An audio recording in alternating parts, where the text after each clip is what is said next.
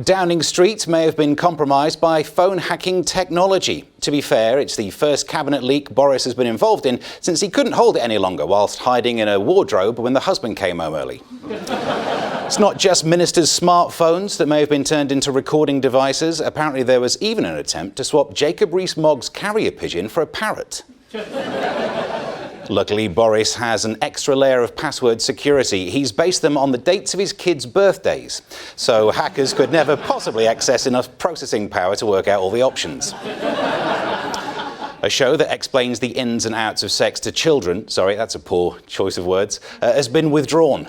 The show had hoped to lessen potential outrage by opening in the West Country, hoping Family Sex Show would be less controversial due to the area's rich tradition of incest.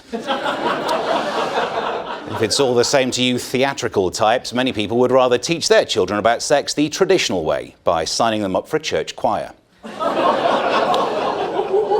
Netflix has lost a record number of subscribers. I'm not going to crow about it, but it did happen the very week this show starts. So, by the end of the year, will people still be doing Netflix and chill? I don't know about the first bit, but due to gas prices, that'll cover the second.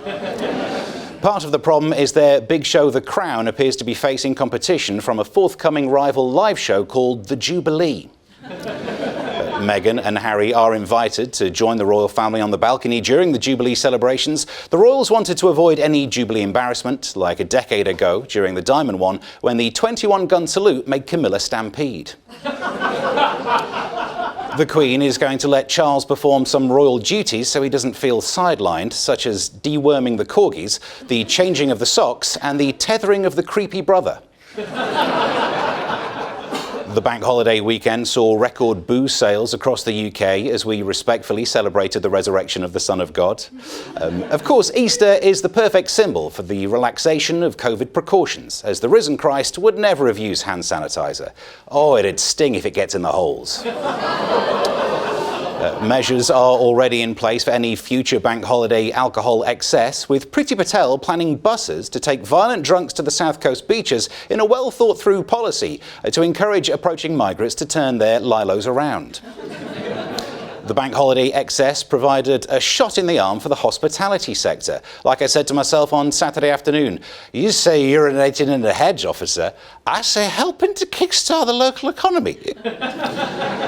This Easter truly was a holy time, with more people than ever honouring the late great Jesus Christ by struggling back to life on Easter Sunday, whispering, "Oh God Almighty," as they fend off children ripped to the tits on chocolate eggs.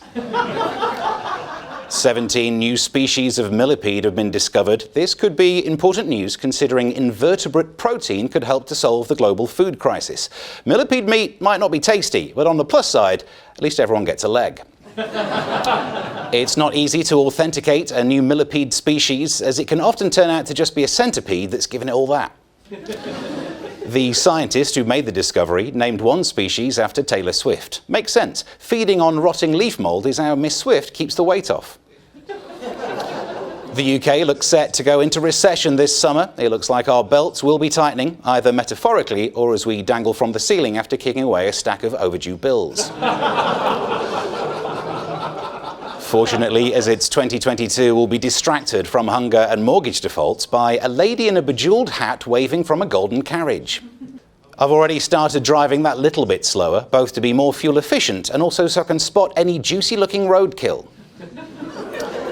There are ways to tighten the purse strings. For example, my mum had a clever way to make sure I always had a cut-price warm bath. She never got me potty trained.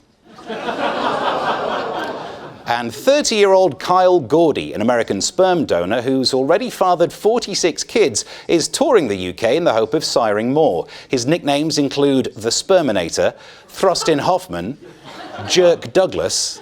Well, they do include those now. With nearly 50 children already, some worry his real motive for visiting is to take Boris Johnson on in a leadership contest.